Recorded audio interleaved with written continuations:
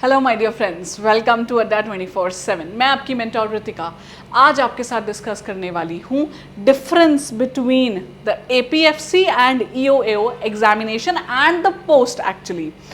तो ये दोनों ही पोस्ट ईपीएफओ के अंडर होती हैं, which is the organisation employees provident fund organisation.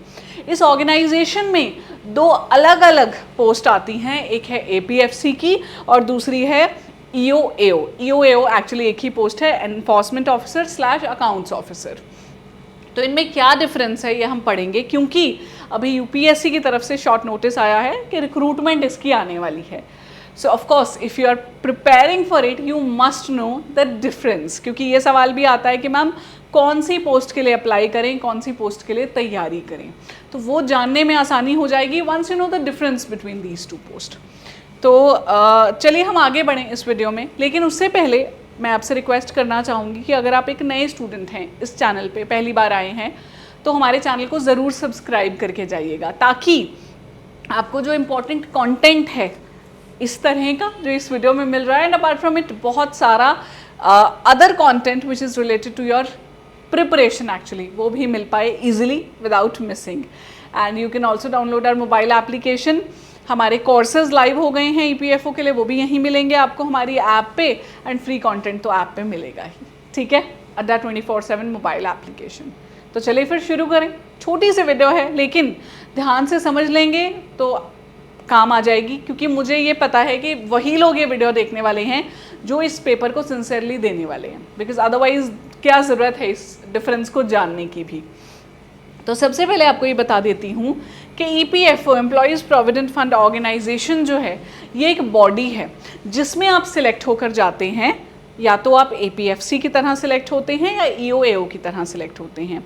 तो आप सेंटर गवर्नमेंट के डायरेक्ट एम्प्लॉय नहीं हैं, ठीक है। ये पोस्ट आपको सेंटर गवर्नमेंट में नहीं ले जा रही है, ये आपको ईपीएफओ में ले जा रही है, ठीक है।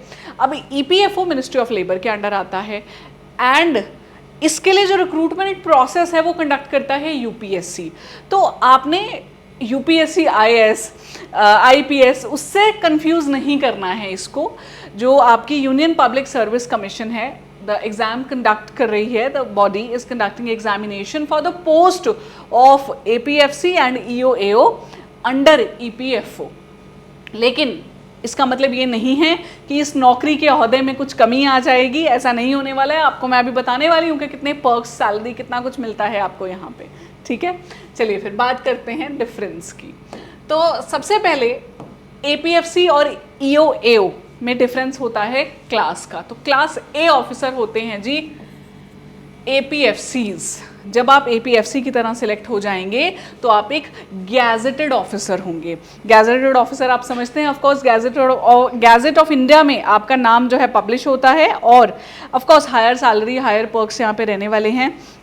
तो ये गैजेटेड ऑफिसर की तरह होते हैं आपके जो एपीएफसी ऑफिसर्स हैं, ठीक है जी। और on the other hand EO AO enforcement officer या अकाउंट्स ऑफिसर क्लास बी हैं। तो क्लास ए और बी में डिफरेंस आ जाता है, आप मान लीजिए कम से कम 7-8 सालों का। क्लास बी में आप सिलेक्ट होंगे तो 7-8 साल सर्व करने के बाद आप असिस्टेंट प्रोविडेंट फंड कमिश्नर बनेंगे। उससे पहले आप एनफोर्समेंट या अकाउंट्स ऑफिसर रहेंगे। ये एक ही पर्सन होता है, बस काम अलग रहता है कि जब आप डेस्क जॉब कर रहे हो आप एओ हो, जब आप फील्ड में चले गए आप ईओ बन गए, ठीक है। ऑफकोर्स क्लास ए है तो यहाँ पे सैलरी ज़्यादा रहेगी। अप्रॉक्सीमेट सैलरी आपकी 1,20,000 रहती है, लेकिन ये भी कम नहीं है, 90,000 के करीब सैलरी रहेगी, ठीक है। परमानेंट है, ऑफ कोर्स दोनों ही जॉब्स आपकी परमानेंट हैं। पोस्टिंग ऑल इंडिया आ सकती है आपको। जो प्रमोशन है वो ज़्यादा ईओएओ में देखने को मिलती है, वे नंबर ऑफ पोस्ट यहाँ पे ज़्यादा रहती हैं, एपीएफसी में थोड़ी कम हो जाती हैं। ड्यूटीज़ यहाँ पे ऑफ कोर्स गैजेटेड ऑफिसर हो आप, ये नॉन गैजेटेड ऑफिसर हैं। तो असिस्टेंट प्रोविडेंट फंड कमिश्नर का काम क्या है, जो ईओएओ उनको लाके देते हैं, अपनी फाइल्स तैयार करके देते हैं, अपनी रिपोर्ट्स प्रिपेयर करके देते हैं, उस बेसिस पे एक्शन लेते हैं। आप प्रोविडेंट फंड के कमिश्नर बन जा रहे हो, असिस्टेंट कमिश्नर बन जा रहे हो यहाँ पे। तो पावर्स अच्छी खासी रहती हैं आपके हाथ में कि कौन सी कंपनीज अच्छे से काम नहीं कर रही हैं, धांधली कर रही हैं प्रोविडेंट फंड में, एक्शन लेना आपका काम है। लेकिन उससे पहले का जो सारा काम है, अकाउंट्स देखना, नोटिस जारी करना, इस तरह की चीज़ें यहाँ पे की जाती हैं, ठीक है जी। तो ये है difference between these two post. Now the question कि मैम कौन सी प्रिपरेशन करें या करें भी या नहीं, तो मैं ये कहूँगी कि अगर आप एलिजिबल हैं इन पोस्ट के लिए, डेफिनेटली अप्लाई कीजिए, तैयारी कीजिए, बहुत ही अच्छी पोस्ट है। APFC में अगर आप एलिजिबल हैं up to 30 years of age, आप अप्लाई ज़रूर कीजिए। इसकी तैयारी जो है और इसकी तैयारी बिल्कुल सेम है, सिर्फ कुछ ही चीज़ें हैं जो यहाँ अलग आपको करनी होंगी। तो आप जब ये प्रिपेयर कर लेंगे ऑटोमेटिकली यहाँ पे आपकी प्रिपरेशन हो जाएगी, you don't have to worry for it. ठीक है जी। So that was a quick video जो मैं आपको बताना चाहती थी, बिकॉज ये क्वेश्चन काफ़ी ज़्यादा मेरे पास उठ के आ रहा था कि मैम इनके बीच में डिफरेंस क्या है, क्या पेपर रहेगा, क्या करना चाहिए या नहीं करना चाहिए। तो मैं कहूँगी डेफिनेटली बहुत अच्छी अपॉर्चुनिटी आपके लिए UPSC लेकर आया है EPFO में नौकरी करने के लिए एज EOAO या फिर APFC। आई होप आप डिफरेंस समझ चुके हो। बाकी अगर आप कुछ और भी जानना चाहते हो तो you just need to mention the comments below. I will be more than happy to come up with a video on the same.